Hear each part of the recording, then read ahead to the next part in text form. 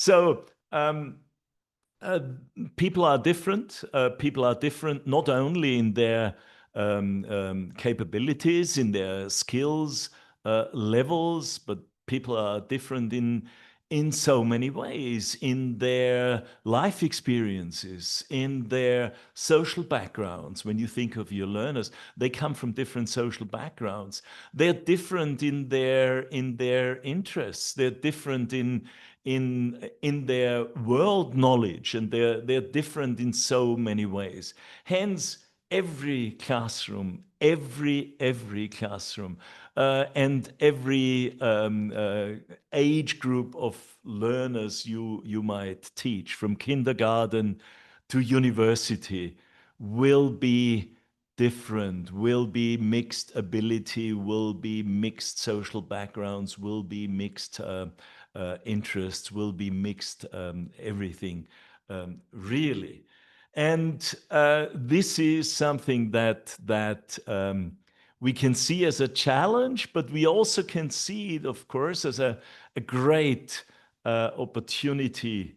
Imagine if everybody was the same, life might be pretty boring, actually.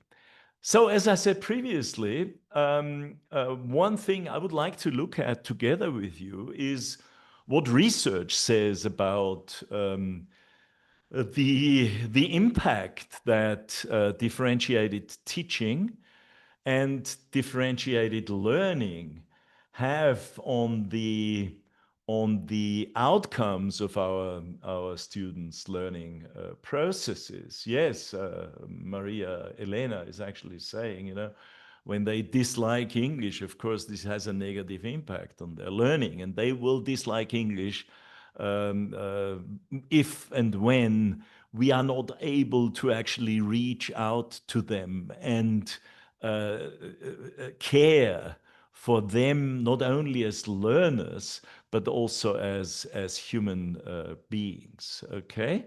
Now, I think that what the research in the area of what is now called the new science of learning has actually come up with in recent years concerning differentiated teaching and learning is actually mind-blowing, really.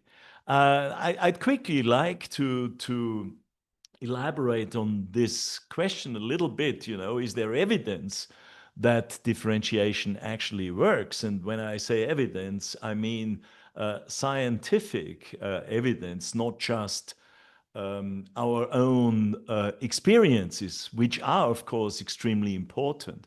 But we do need to look at what research says when it comes to differentiation. Well, John Hattie, the famous educational researcher from Australia, John Marzano, United States, and other researchers in various countries have actually been looking intensively at really hundreds, if not thousands, of studies, and looked at different kind of teaching strategies in order to filter out what contributions they can make to the students' learning. And so they've looked at, I believe, 400 different kinds of strategies. And they have filtered out which of these strategies are basically almost useless, which have considerable impact, and which are the ones that have really high impact. And those high impact teaching strategies, or HITs, they stand at the top of the rankings, and it's 10 different teaching strategies in particular that we're going to look at that have been proven to be the top instructional practices that reliably, scientifically tested, increase student learning wherever they are applied. Um, um, in whatever classroom in terms of level and age, etc., etc., these strategies have been found to be the most impactful ones. Let me quickly look at 9 of these 10, okay? And when I first came across their studies, I was really flabbergasted because I'll tell you why. Because as communicative language teachers, as language teachers who have really kind of like developed over the last, say, I don't know, 10, 15, 20 years in sync with the findings that have been made in ELT research and the development of new educational and methodological concepts and also materials. Um, when you look at these findings, the 10 or the 9 high impact strategies here, you will actually see that we basically use them. We use each single one of them in our classrooms. Metacognitive strategies, teaching our young learners or teaching our teenagers to think critically, to think about their thinking and develop their metacognitive strategies. I was one of the first people in ELT who started talking about that.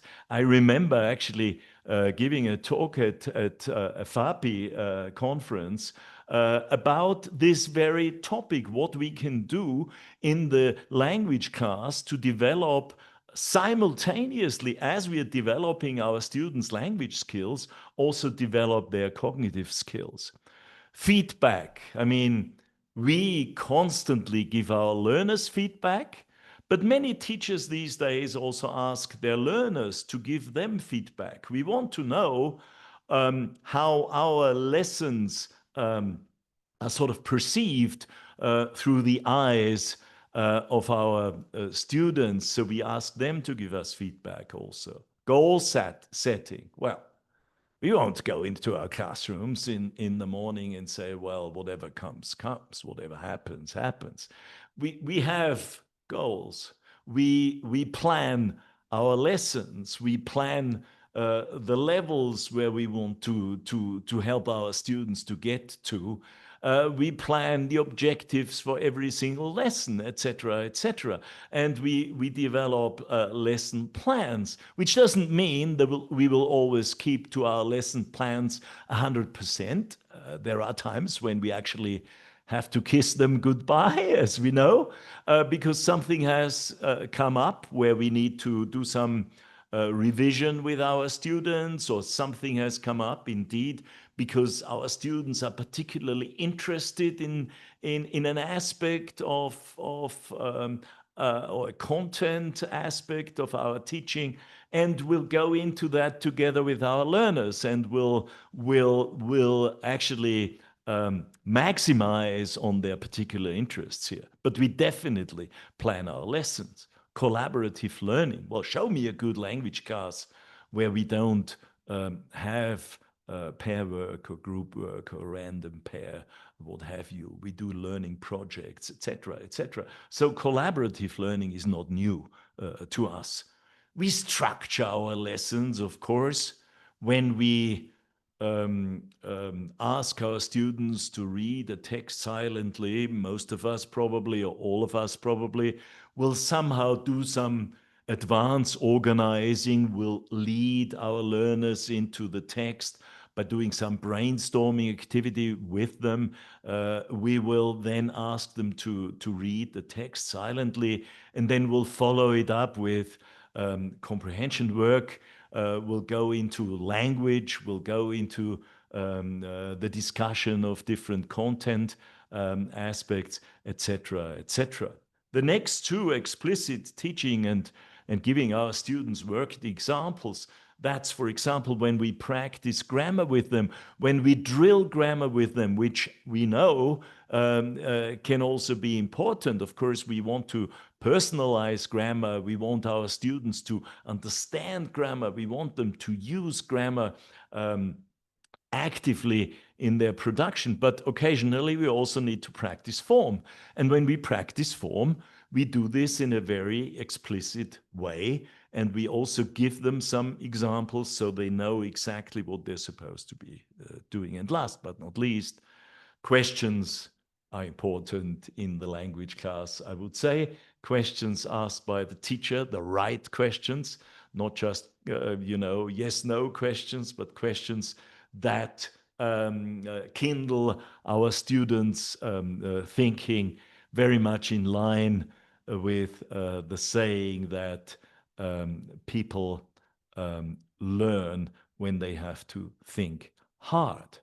Okay, now let's have a quick look at the right-hand column in this grid here, which gives what is called the measured effect sizes of these different strategies.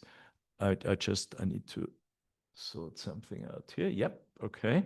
Now you see these numbers here. Let me just explain. So effect size is a statistical measure that indicates how well an intervention or a teaching strategy, like the 9 hits that I've just mentioned, has worked in varying contexts.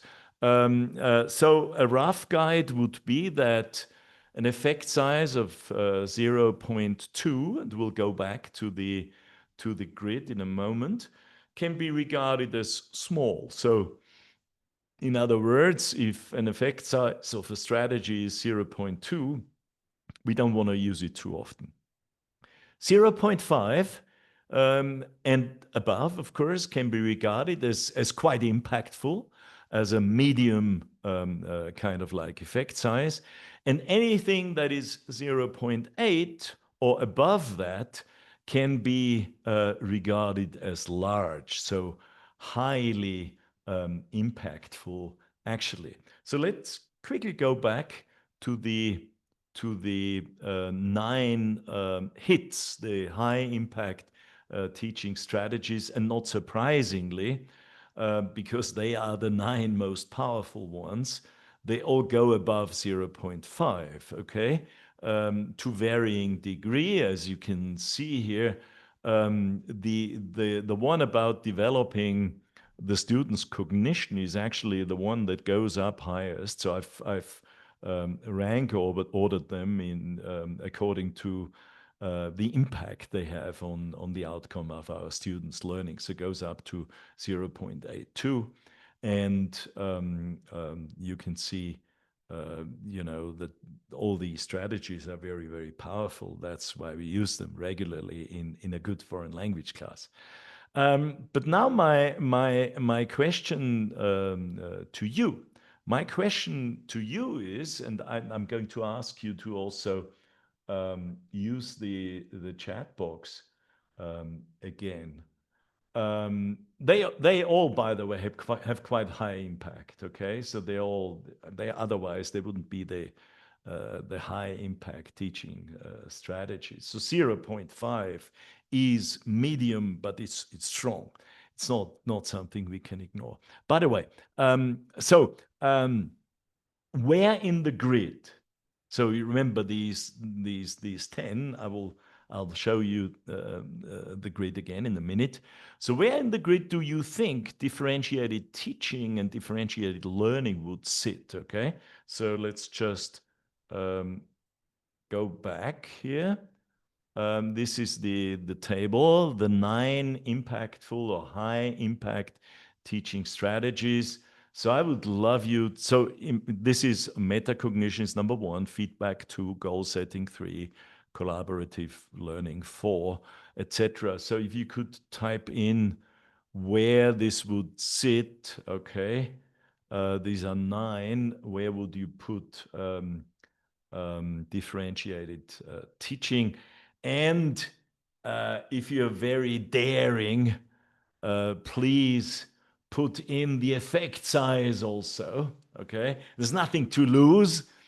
Where do you think it should go? I'll give you a bit of time to consider this. The first and the fourth. It cannot be in two positions.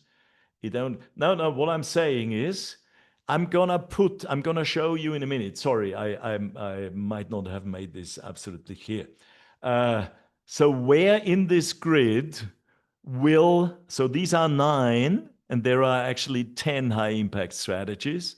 Where in the grid will differentiated teaching come in? Third place, second place, third, second, first place, Ana Lucia, third, okay, number 1, Lorena, the first and the fourth, okay. Okay, right. First at the top and 0.85, lovely. Marcella says number 4. Any other guesses about the effect size of differentiated teaching? Number 4, Lulu. Rosa Marina, number 4. Maybe 8.1. Okay, so that would actually be number 2 if it was 8.1. Yeah, 4, 4, 4, 4. Well, thank you very much. You're actually in for a bit of surprise, ladies and gentlemen, because differentiated teaching is by far the most powerful teaching strategy. And if done regularly and if done in the right way, it goes up to a sensational 1.28 in terms of the effect size. So it's worth the effort. The question is, what does it actually entail? What does it mean? What is differentiated teaching? We all have, of course, our ideas. What would a fully developed concept of differentiated teaching mean? That's what I'm going to look at now together with you. First of all, this is Carol Ann Tomlinson in her book Differentiated Learning, responding to the needs of all learners. She's actually somebody who really promotes the idea of differentiated teaching. She's not at all a language teaching methodologist. She's in general education, and she actually stresses that it's actually a question of fairness. Differentiated instruction is doing what's fair for students. It means creating multiple paths so that students of different abilities, interests, or learning needs experience equally appropriate ways to learn. That's what Carol Ann Tomlinson says. And at the same time, of course, when one meets teachers in many countries around the world. I've worked with teachers in 55 countries around the world, and I count myself lucky because I've been to all your countries several times. So when I have worked with teachers, and when I still do, of course, with teachers in various countries, and I talk to them about differentiated teaching, and I share these insights about how impactful differentiated teaching can be, I often hear something along the lines of, sounds great in principle, but. And what I would like you to do now is, yes, we have one example already. Please complete the sentence in the chat box. So sounds great in principle, but it's challenging in practice. What other yes buts do you think we'll hear from colleagues? take a minute and write your ideas in the chat box, please. Sounds great in principle, but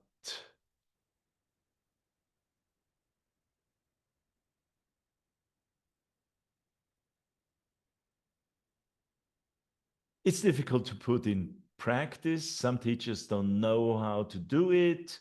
Some teachers don't have the right mindset, sometimes discouraging. Okay, reality in our classes. How can I manage to do it in groups with lots of students? Absolutely. There's so many necessities among students. It can be demanding. Also, I'd like to add here, yeah, some people think it's very complicated, um, um, hard to put into practice. Some people say it's a question of time also, especially in connection with having large classes, etc., etc. And this is what I'm going to be looking at together with you. But before that, may not be realistic. Guermina is saying, Lorena is saying, we tend to focus more on those students who need more help. We need a balance. We need to balance our attention to make the class challenging at the same time. Absolutely. And how can we do that? Differentiation is not just about those students who need more support. Great. Yeah, takes time. Yes, demanding and challenging. Lovely. Thank you so much. Thanks for all your contributions. That's what I hear from many teachers. And this was actually one of the reasons, together with the outcomes of these various research projects that say that differentiated teaching can be very, very impactful. That was my motivation to look at a concept of differentiation that actually works in practice and that also takes into consideration that some students need to be more challenged and not only be more supported. Okay, so before we do that, let's actually look at um, um, the key qualities we need to have. So we don't need, I believe, witchcraft. Okay. And I believe it's not just about materials. The materials are important, and I will show you materials. I'll show you how materials can support you. But the key point, first of all, is the right attitude, the right teacher mindset. And then a well-balanced set of skills to support us in observing our students' learning and their learning outcomes. We need to be able to actually non-judgmentally observe our students. Um, um, Teaching, fortunately, is also an emotional process, isn't it?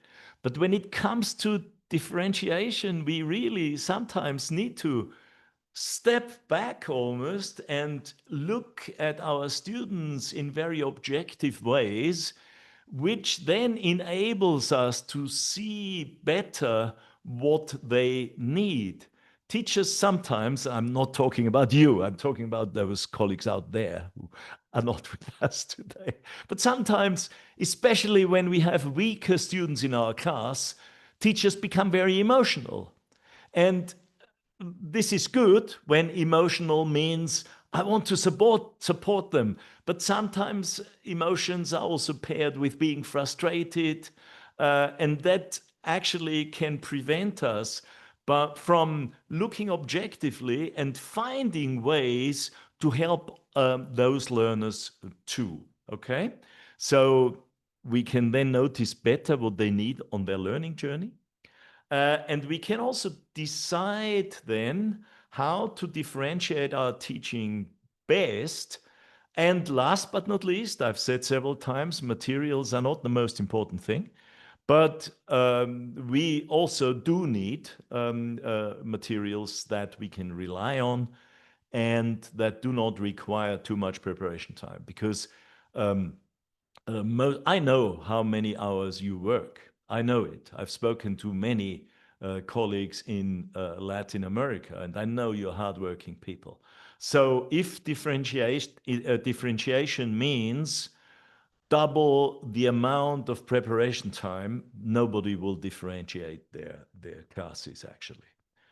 Um, I'd like to tell you a little story here, if I actually may, and that story has got to do. This is me, not actually. Sorry, just a little joke. But when I was young, I started to develop an interest in climbing mountains. I wasn't a particularly good climber, but I was lucky for two reasons. First of all, the area where I used to live and where I still live in Austria, I live in the middle of the Austrian Alps. And so this is a good area, a good place to learn how to climb. It was also good that there are a number of climbs in the mountains around me that are not too challenging, because when you start, you don't want to go on a climb that is too challenging. I was lucky for another reason, and that's the fact that I had a climbing buddy who was a brilliant mountaineer and who gave me all the support I needed to develop my skills. I have powerfully vivid recollections of successful climbing tours, and I also have maybe even stronger memories of the times when things didn't go too well. I remember one climb in particular, and this is what my story is actually all about, um, that might have ended in disaster without the care and the responsible attitude and action of my climbing buddy. So that day we had decided to climb a pretty difficult route. It was a huge challenge because of one particular spot in that vertical wall. In order to get past that spot, one has to violate the basic rule of climbing. The basic rule in climbing is the so-called 3 points of contact rule. In other words, what it means is, out of your four limbs, your two hands slash arms and your 2 feet, legs, three always have to be in contact with the rock. So that if you lose one hold, you've still got two. So there I was standing on a ledge, a little piece of rock that stuck out, maybe, I don't know, 10 centimeters deep, not more. Um, and I knew that, yeah, I was holding with my right hand, I was holding onto a piece of rock. And I knew that in front of me, there was this buttress, a huge piece of rock sticking out. And I had to get past it. But in order to get past it or around it, one has to violate what I called the basic rule of climbing. So, in other words, you have to let go of your right hand and you have to step out into the blue. There is a ledge on the other side that you can actually step on, but for a moment, so you let go of your right hand and you step out into the unknown. So for a moment, you're almost in mid air, okay? So you can't see what's on the other side of this buttress. You only know the buttress is there. And it's all in your head, actually. You've learned that you should never let go with both hands. And now you are in a situation where you do have to do that and at the same time step into the unknown. A real challenge, okay? So I was standing there and suddenly I started hearing this scary and scared voice in my head, okay? You'll never be able to do this. You're going to fall. So I was watching my hand and my grip became weaker and weaker, but there was no way I could let go. I was just totally scared. My friend couldn't see me at that point because he was at some distance ahead and above me. I was, of course, connected with him through the rope, okay? But the buttress that I had to go around was blocking his vision. So I shouted up to him that I was going to fall and he should keep the rope tight, because the tighter the rope, the less painful it is when you fall. And so I kept hearing that voice inside my head. I had already told you about that. And suddenly I fell. And like a pendulum, I swung out away from the rock face, and I looked down about 80 meters of vertical rock. Then I swung back in. I landed about a meter below my initial position and soon made it up there again in front of that buttress. But what now? I knew I had to get around it. So my body was amazing. And this is why I'm telling you this story, because this is all about differentiated climbing in a way. Okay, he knew I needed his support. And in a very calm voice. So the first thing he did was he stayed calm. In a very calm voice, he described so well to me what I needed to do, so that I could almost visualize what I was going to be doing. He also reminded me of successful climbs we've done or we had done together, okay? So in a way, he was kind of appealing to my self-esteem. And so I could visualize myself with his support doing the right moves successfully. And I actually managed to do so. So when it comes to climbing, this would not be a very supportive climbing buddy, looking down at the person who is falling, thinking, oh boy, he sure is in trouble, being unaware that a moment later the guide, the leader here, will be in trouble too, because they're connected through a rope. I think that's a nice metaphor for teaching and learning.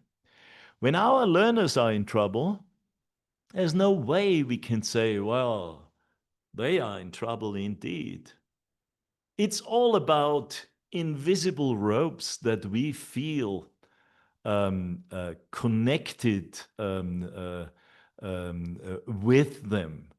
And it's when one of our learners fails, I think we somehow feel, we fail too, and we want to help them. So in a way, to stick to the metaphor, climbing a mountain with a group of learners is what we do in every lesson, in a way. And on the way up, there are stumbling blocks, and we need to help them overcome these stumbling blocks. Some will be able to move ahead. They will jump over the stumbling blocks and they will get there very easily. Others, we have to give the chance to go into one of these huts and rest for a bit. And I will need to slow down their pace, etc., etc. And this is now Puchta quoting Puchta. actually Puchta and Jory, our book on differentiation in ELT. What we're saying is differentiated teaching, we believe, gets close to the very essence of what being a teacher is all about. It has to do with believing passionately, like my climbing buddy, that as teachers we can make a difference not only to our students' learning, but indirectly to their lives as well. A fundamental characteristic of a teacher who successfully differentiates their teaching is a mindset that reflects a deep conviction that students can often do better than they ever believe possible, they themselves ever believe possible. This is the key takeaway, dear colleagues, that being a teacher who differentiates her or his teaching is also about strongly believing that we can help our students become better and achieve goals that they themselves actually don't believe are achievable for them. Being a successful teacher then is about helping each of our students to find within themselves the best possible learner they can become, the learner that exceeds the expectations, frequently limiting, that they have for themselves. But we are saying frequently limiting. We are also talking about helping other learners, challenging those learners who are already very good. So they also achieve goals that are higher than what they are currently achieving. And interestingly, you remember when I quoted Caroline Tomlinson, and she said, it's only fair to students to find for them the right learning paths. By the way, when you look at the cover of our book on differentiation in ELT, we have also used this metaphor of different paths occasionally that our learners need to go so they can fully achieve their potential. But when we talk about fairness and human rights, the Article 26 of the United Nations Declaration of Human Rights actually says education shall be directed to the full development of the human personality. So this is where differentiation comes into play, and to the strengthening of respect for human rights and fundamental freedoms. Now, again, this quotation, I've just put it here again by Carol Ann Tomlinson. Now, how can I tell how different my students are? And how can I support them? So let me elaborate on that a little bit. Any idea why I'm going to use this metaphor here? This coral reef? In the meantime, while you're thinking about this, I'm reading the Sherlock Holmes quote. If you remove the impossible, whatever remains, however improbable, is the truth. Lovely, Susanna. Thanks very much for sharing this. I didn't know this quote. I like it. Okay, you're talking about, you're thinking of the barrier reef. Okay, variety. Okay, Sylvia. That's a lovely a lovely association, Andrea. Barrier reefs. Okay, lovely. Any other idea why I'm using this maybe as a metaphor for um, working with a class, observing our class diversity, variety, observing variety maybe. Yes, exactly. I am, by the way, a scuba diver. That's why I also use this, but that's not the main reason. We have to dive into the differences among our students. Lovely, yes. So we can actually see the colorful variety, not only from the surface, right? So we understand it, have an in-depth understanding. And then, oops, where am I here now? Just a moment. Marina is saying, I guess it's because the habitat, although it's aquatic, some beings live swimming in the water, others on the rocks, others at the bottom of the sea. Okay, lovely. So there is differentiation there because we are their role model, maybe the only chance they have to shape their future. That refers back to previously, absolutely, and the infinite world. Okay, three key points here that have to do with my choice of, yes, thank you, vastness and the challenges that students face. I'm using it because of what Mike Breen decades ago actually said when he analyzed the complexity of the interactive and the social aspects of the classroom. He described it as a coral reef with lots of different life forms hidden beneath the surface. Okay, and I believe that's a very valuable metaphor because when I only, it's like I'm a scuba diver. When you look at a coral reef, unfortunately many of the coral reefs these days are uh, uh, suffering from coral bleaching. But when you look at a reef, then on the surface you see different things like when you get close. Okay, so I believe that this metaphor highlights actually the need for the teacher to pay close attention to what's going on below the surface of the classroom dynamics. Okay, and it is this process of noticing that helps us actually to understand more and more about what it takes to guide each learner along their different paths towards a goal. It's not about having intelligent and unintelligent children. It's not about having creative and kids that are non-creative. It's not about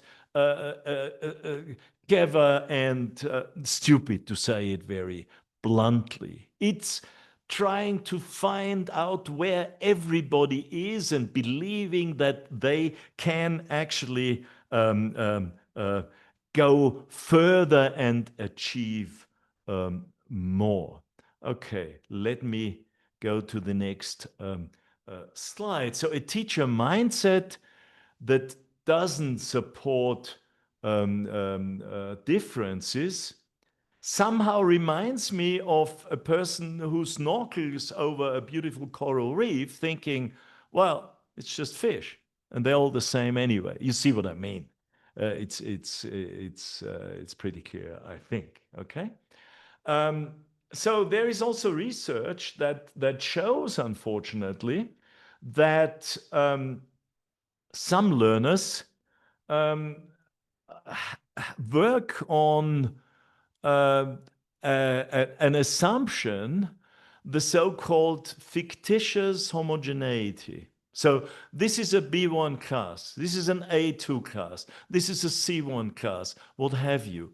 Assuming then that their academic skills should all more or less be the same, okay? And especially if I teach them well, if I do my very best as a teacher, I'm giving them all the same kind of attention, the same kind of materials. They will all achieve the same kind of objectives within the same kind of time frame.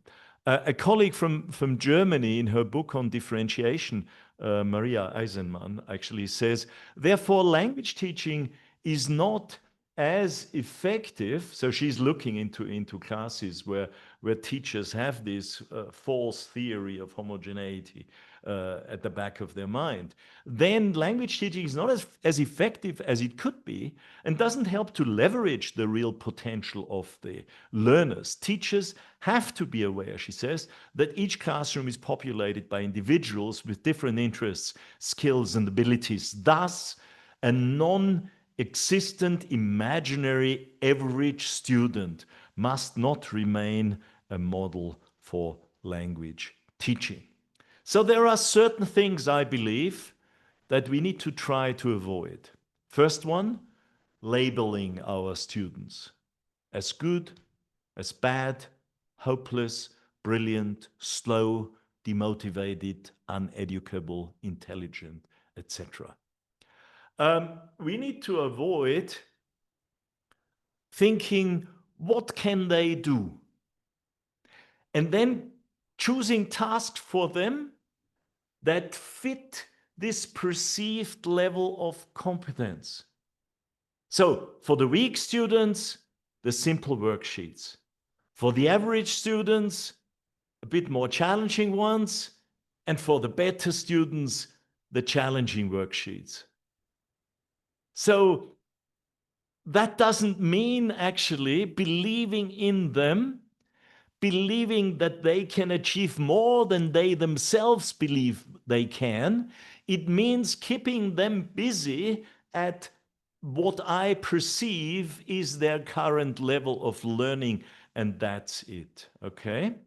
So we also need to avoid, and again, I'm not saying that this is your attitude, but I've seen it. I've watched many classes around the world.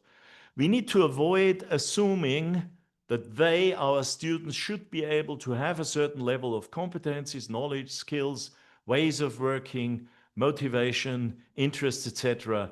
And if they don't, it's their fault, okay?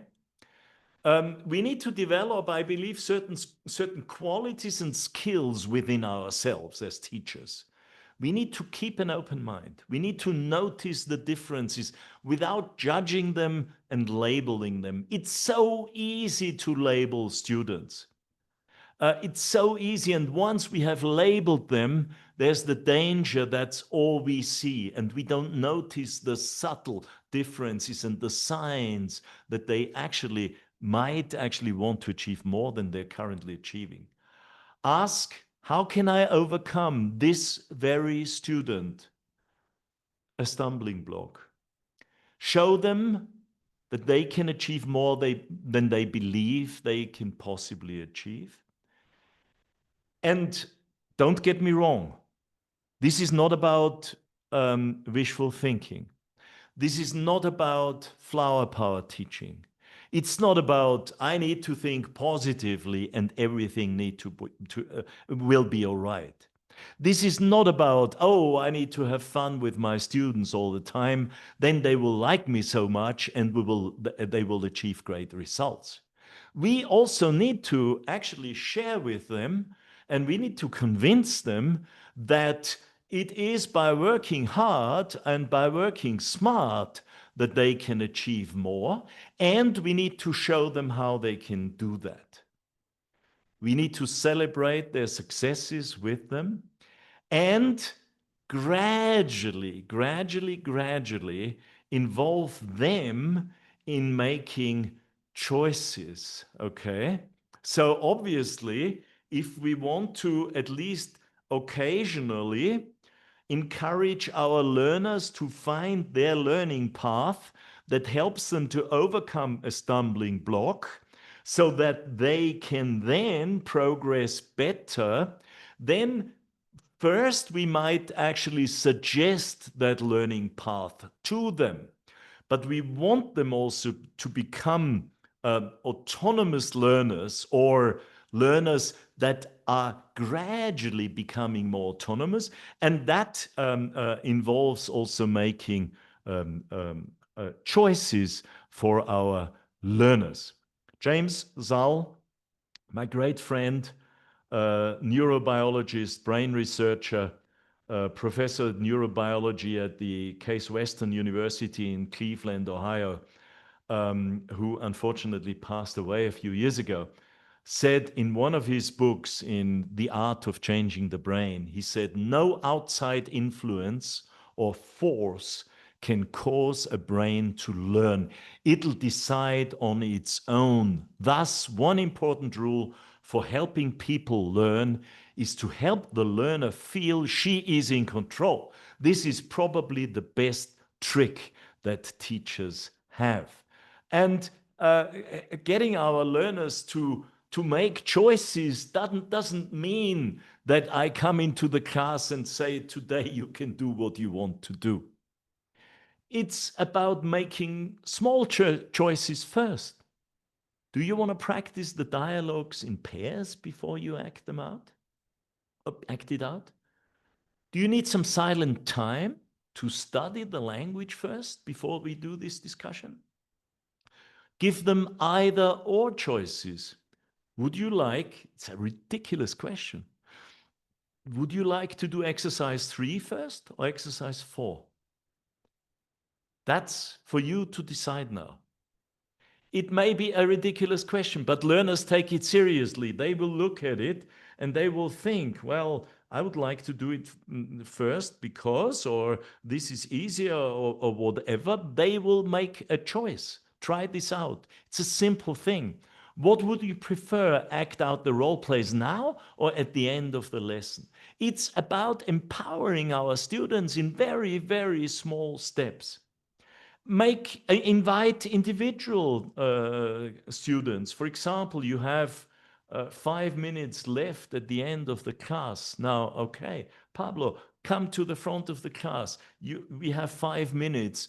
You decide what we are going to do. It needs to be meaningful in terms of language learning, but you have a choice. You decide on it. And in the next lesson, it's somebody else, and then it's somebody else. So they gradually get used to making choices. And now I'm going for the last 20 minutes. I'm going to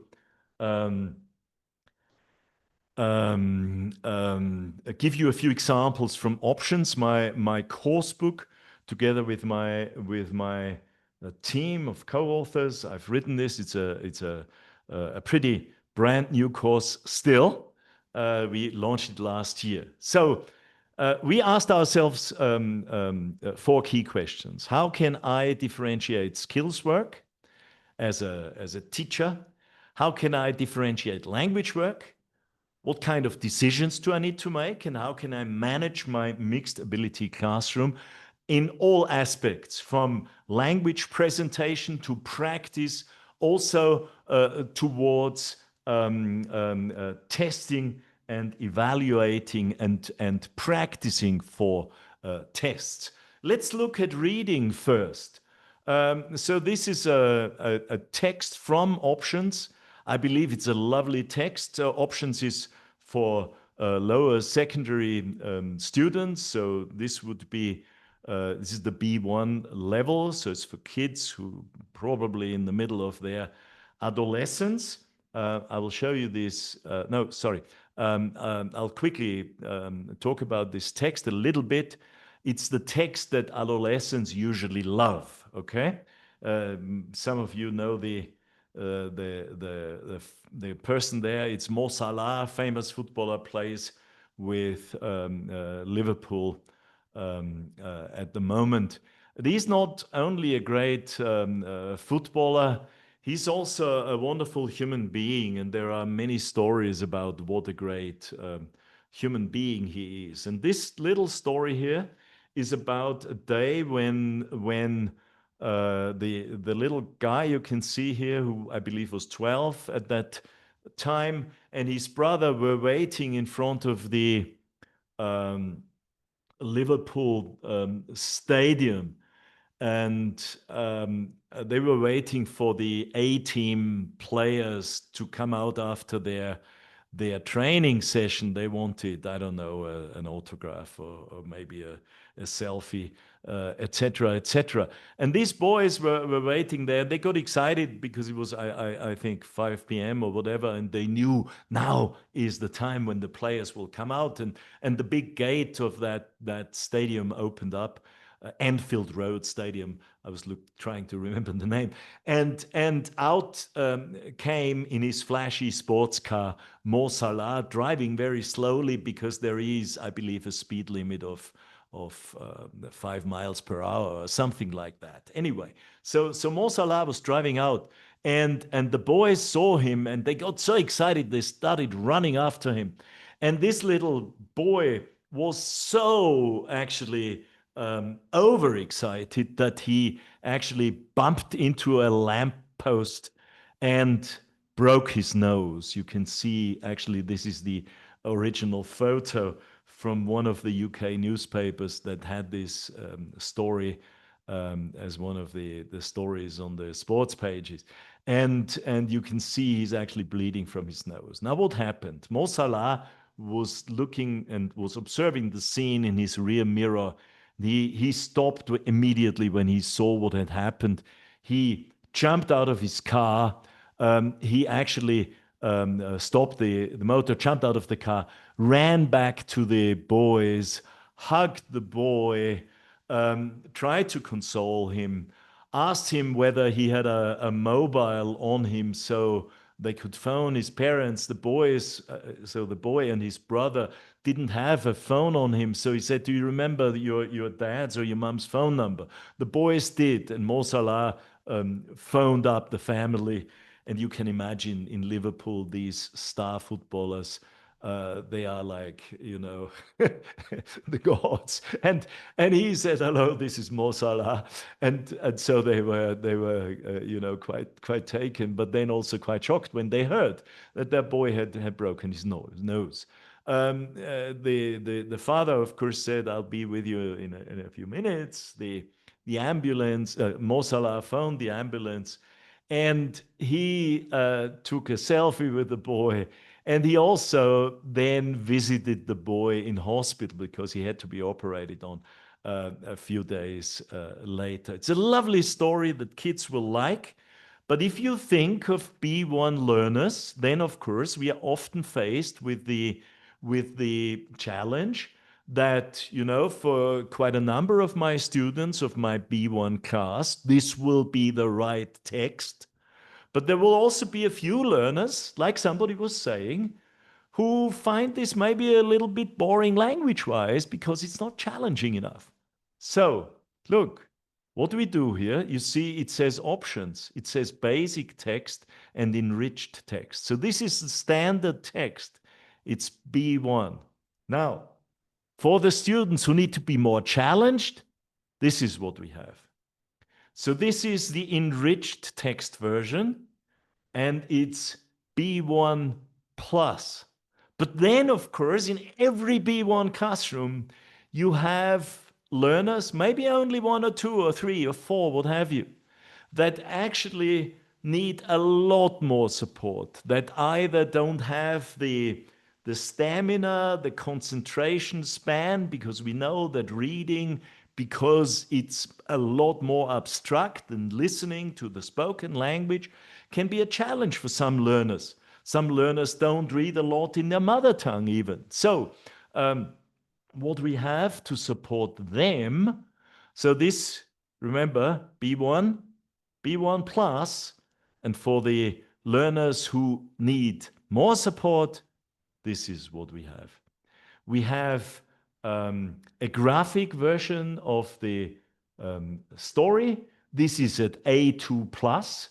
The text is shorter. The sentences are shorter.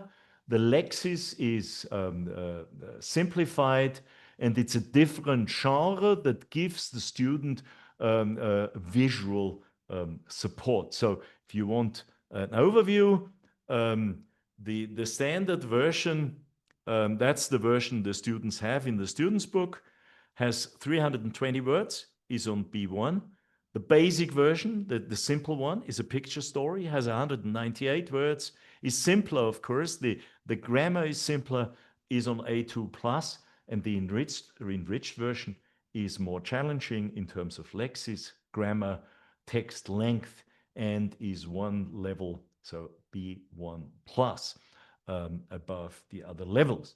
You may also want to know how I use this. Well, first of all, as I said, this is a question of classroom management now. You could actually first you decide which student uses which version. I'll tell you in a minute how your students can easily get to these different versions. Or later, you can actually talk to them about um, the different versions. They're beginning to understand the concept, and you can let them decide and then again evaluate this with your learners. The idea is not here, and that's what I would like to stress, that I have three versions.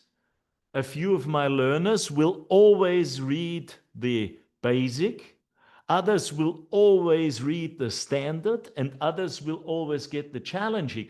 The idea is that when a student has understood the basic version, I will then encourage them to actually go for the next level text and try out the standard version. And then later, when they've done that several times, also occasionally try the enriched version of a text. How can they get that?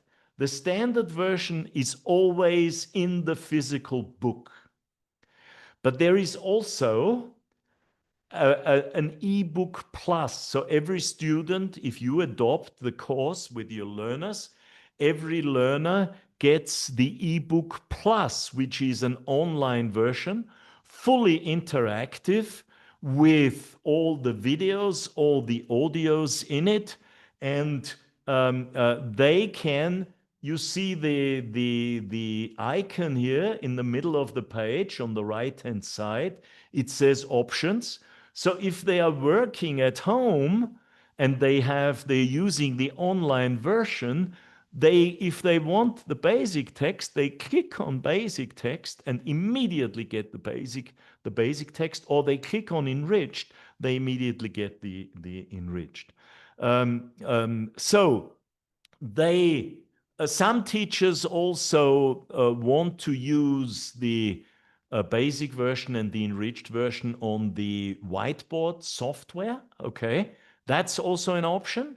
Or, as I've said, the students can find them in the ebook plus. Oops, sorry, it was a bit too fast. You can also, if you want, download, print out the texts, and you can photocopy them. Of course, you don't need to do that for the whole class. You may just need it for 2 or 3 learners. The question now, of course, is they've gone on different reading paths.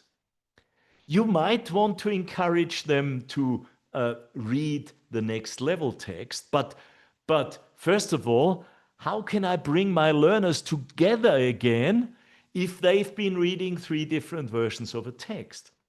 And here we have a sophisticated thing that we developed particularly for options. They share a common task now, a task where students, no matter which of the 3 they have read, the common task contains all the info needed to do the activities. Have a look.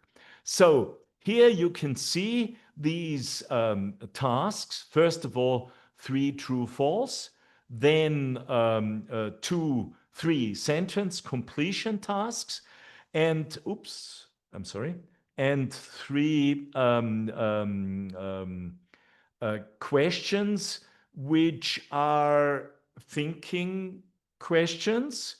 They also sometimes require a bit of reading in between the lines, etc., etc. So it doesn't mean that every student who has read the different versions will actually be able to answer all these questions, but theoretically they could. And we encourage them by saying, read the article again and listen. How many of these tasks can you do? So this is how we bring them together. I need to hurry up a little bit. So we have already spoken about that. This is about classroom management.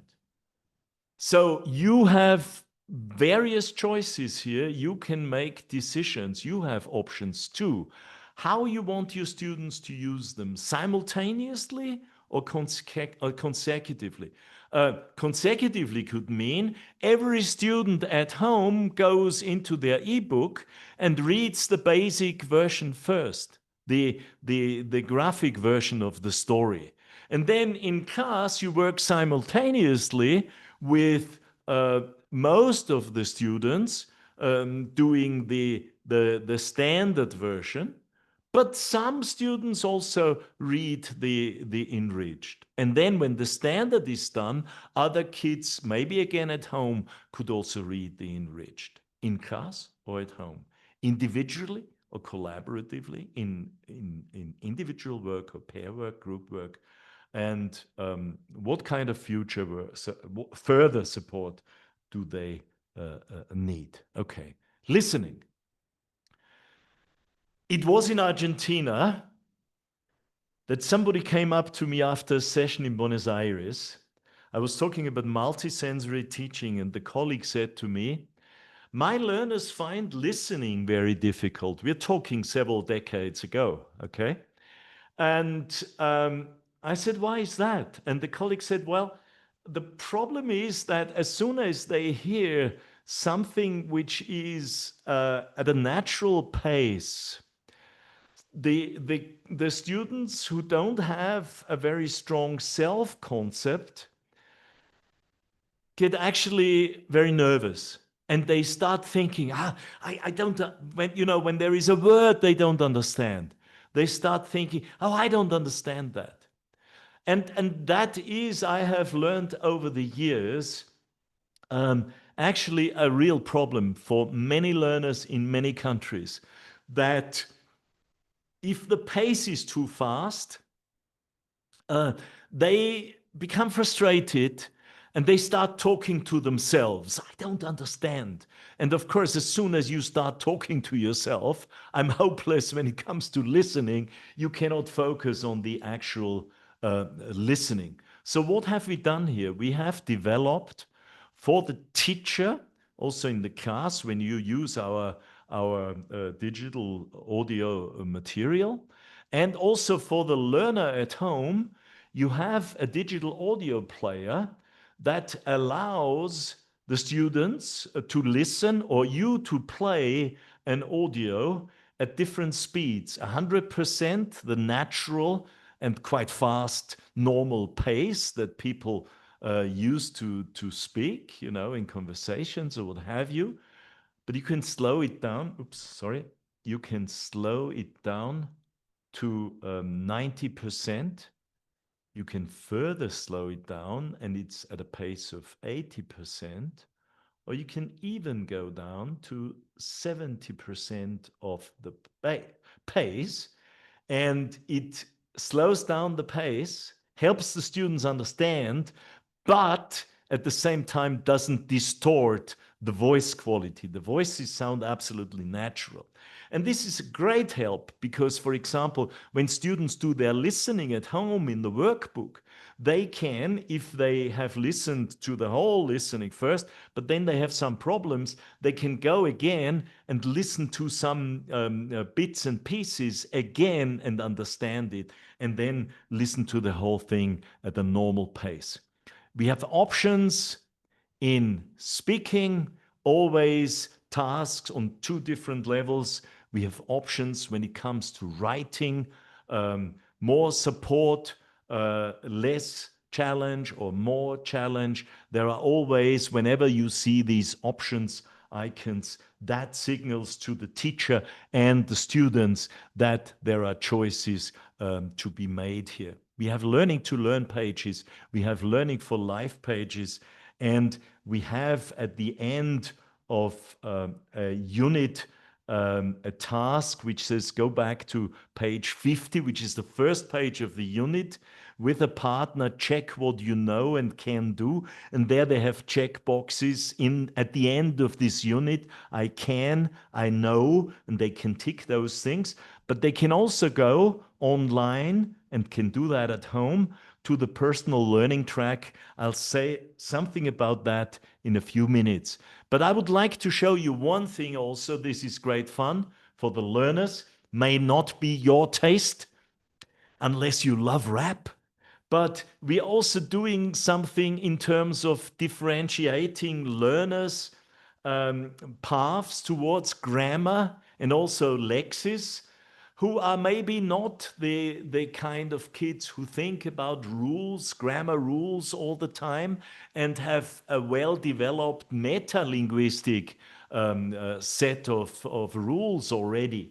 So we are also, among other things, we have all kinds of different grammar activities to appeal to different learner preferences. Of course, we do inductive grammar work, we do personalization, etc., etc. We do drills, but we also do things that are real fun, and that is so-called grammar raps, always in two parts, with a real rapper, by the way, two real rappers, a gentleman and a lady, both from London. They are real rappers.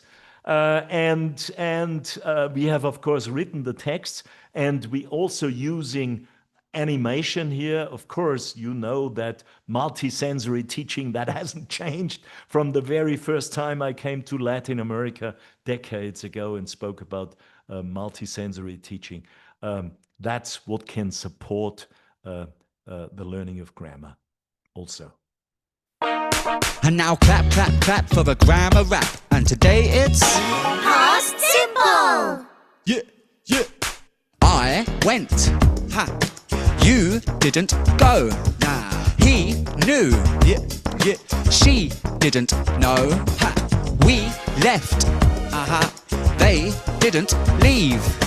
There was a party for Maya and Steve. Yoo-hoo! Part one, a simple drill. A2, of course, past tense. And now we go a little bit further. Thank you for the feedback. The second part, each grammar rap is in two parts. The second part is more of a narrative. Of course, we practice, we drill the same kind of structures, but it tells a little story, again, to help learners remember. And now clap, clap, clap for the grammar rap. And today it's Past simple. yeah, yeah. I went. Ha. You didn't go. Nah. He knew. Yeah, yeah. She didn't know. Ha. We left. Aha. They didn't leave. There was a party for Maya and Steve. Yoo-hoo! Okay. And I spoke to a colleague recently, and she said, you know, I mean, rap is really not my favorite thing. But you should see my kids when they actually, after the lesson, they start rapping these lines when they remember, I went to the party, but she didn't go, etc., etc. Okay? So there is another one that I wanted to play. We don't have the time. That's the past passive rap. I also cannot show you any of the rich video strands that we have, animated stories, documentary videos, real life stories, learning for life vlogs, so a very contemporary type of video, documentary videos to support SDGs, Sustainable Development Goals, and also the grammar raps. I need to skip the video. I'm suffering. But I want to talk 1 minute, if I may, about the digital support system, okay? That's that. We've spoken about that. But we also have this personal learning track, okay? So let's imagine you have taught a unit, and then learners go at the end of this unit to their personal learning track. This is online. It follows a cycle of teaching and learning that is very natural. You set objectives as a teacher You teach, your students learn. You assess their learning. There are the results. You decide on the next steps. You teach, they learn, you assess, you have improved results, etc., etc., etc. Our big challenge was, how can we make this available in a digital form so the teacher can actually do this in a differentiated way? And what we have come up is, you forgive if I say that, truly amazing. It's based on research, a fantastic study by Danilowski and his colleagues, who say the two most powerful, effective study strategies are practice testing or retrieval practice. I don't have the time to go into the why, and distributed practice. So rather than studying for 3 hours the evening before the test, kind of like spreading the learning out over a longer period of time. So what do we do? When learners have done a unit cycle, they individually and digitally go online and they do a revision. It gives them listening, writing, listening, listening, reading. It gives dialogue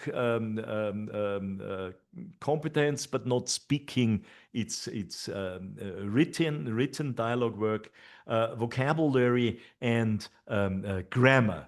The system corrects. You don't need to do any work. The students see the results. You can see the results. The parents can see the results. And then, and this is the big moment, the system suggests, according to the students' results, more practice, 2 practice packages. So when a student has got 100% of the vocabulary right, they don't need to do more vocabulary work. So this is for mixed abilities. The system gives them tasks that actually start on the level where they are. Then they get another practice test, which is slightly more challenging. And then they do practice test 2, which is on the same level as practice test 1. And what we see in our classes is that classes that are working with options, in almost all the cases, the students will, of course, improve their results. Of course, the students and parents can view their individual progress. The teacher can see the class performance or individual performances. And the great thing is, this saves a lot of time. Ladies and gentlemen, I would like to thank you very much for participating. I'm still here if you have any questions, but I apologize. I have, I think, worked 3 minutes over time. Also, if anybody's interested, take a photo of this QR code. It leads you to an interactive brochure. If you don't know options, you'd like to find out more about it, there you can also see some of the videos. They're really great videos. And you can listen to another grammar rap and so on. Martin? Lucy, Herbert, thank you very much. Outstanding innovation here. We can see all your comments, very positive comments about the talk and about the course as well, about options. So we are very happy, Lucy.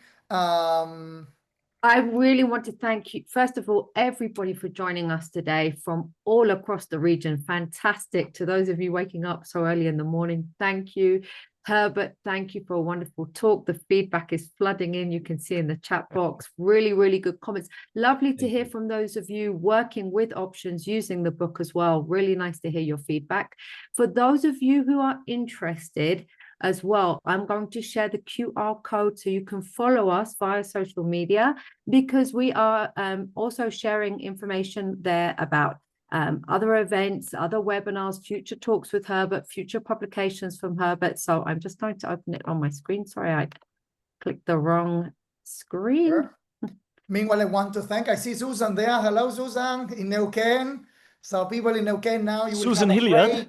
Susan Hilliard is there. Yes, hello, Susan. I cannot see you, unfortunately. I know Yeah, what I need Susan, to here is the do. camera. There Susan, she is. Can you see her? delighted to see you. Yes, in the white jacket, I can see Yeah. you. I'm delighted to see you. And Susan, thank you for your kind words on LinkedIn recently. I wanted to actually return the compliments, but couldn't. I'm so hopeless when it comes to social media. So Hello, Herbert. apologies. Can you hear me? Yes, yes, Yes, Susan. I can Hello, hear you, Herbert. Susan. We can hear you, Susan. Lovely to see you. I'm here. Thank you. I loved it.